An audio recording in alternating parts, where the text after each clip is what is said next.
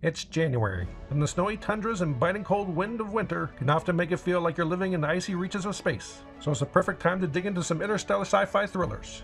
We've got a western take on the genre, full of themes of scarcity, trust, and survival. Then there's a horror twist of the genre, that's both psychological and visceral. And then we have some big dumb action sci-fi that is straight up spectacle. Welcome to Watch Assignment, the show where we help you in the never-ending search for what to watch. I am your curator, Mr. Streamface, and this month we're offering up 3 sci-fi movies that are instantly available to watch on Tubi. Now these sci-fi stories all take place in the isolation of outer space, but they're completely different twists on the genre. Our first pick is the indie charmer Prospect from 2018 and directed by Christopher Caldwell and Zeke Earl. With this movie we get a father-daughter survival story set on a poisonous alien moon. They drop in to mine rare gems, racing against time before the window to return to their commuter freighter closes, and almost immediately things take a turn for the worse as they run into other prospectors. Now they have to make deals for their own survival and try to get off the moon in one piece. This slow burner treats space as a harsh frontier where trust is in short supply, and with tension running throughout the story.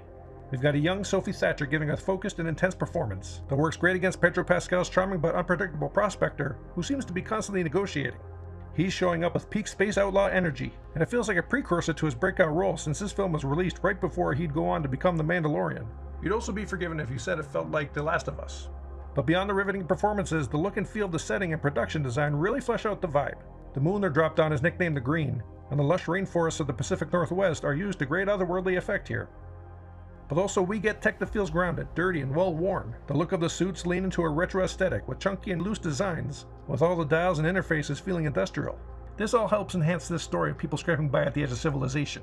It's a tense but thoughtful slow burn thriller where space never felt more lawless. But don't take my word for it, it has a 3.3 on Letterboxd, with users saying, Pedro's character grunts a lot and says cute things like birdie and sweetheart in a weird cowboy accent. And for those 2 reasons alone, this could be the best film ever made.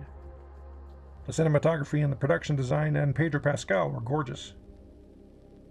Our next pick is a spiraling Pandorum from 2009 and directed by Christian Elvart. We're introduced to Corporal Bauer as he's jarred awake from cryosleep on a massive ship. He doesn't seem to fully know who he is or where he is, but the code on his arm at least jogs his memory that he's part of the flight crew.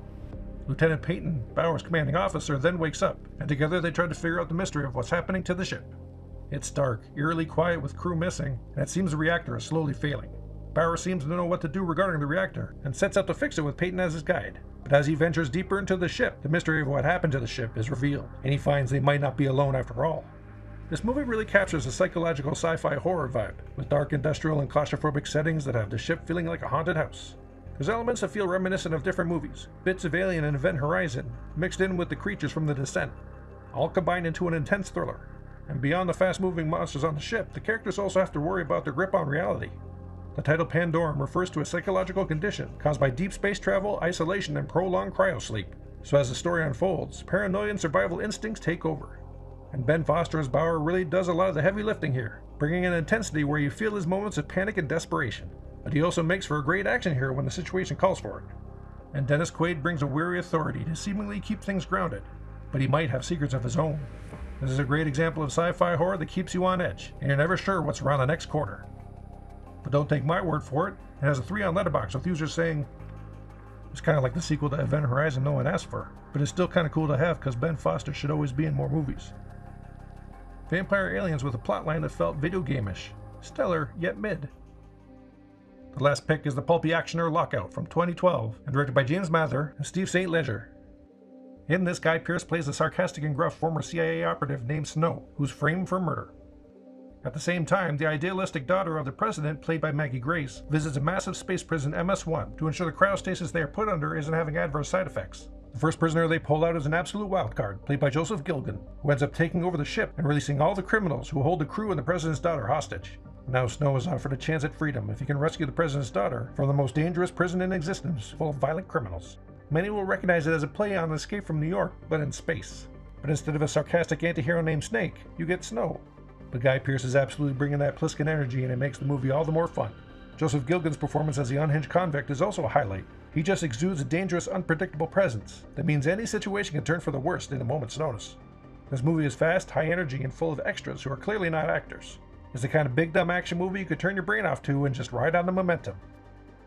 But you might have to take my word for it. It has a 2.7 on Letterboxd, with users saying, Easily watchable and lots of fun. The people that I watched this with were having none of it though. Screw them. Defund the low orbit police department. So your watch assignment for the month. Links for watching these films on Tubi are in the description below, so you have no excuse not to check them out. Unless you're watching this video at a later date, and then who knows if they're still available. After you've finished your assignment, or if you've already seen these films, leave a comment below with your thoughts or ratings of the movies. And consider subscribing to see what free picks we'll have next month. Until then, happy streaming.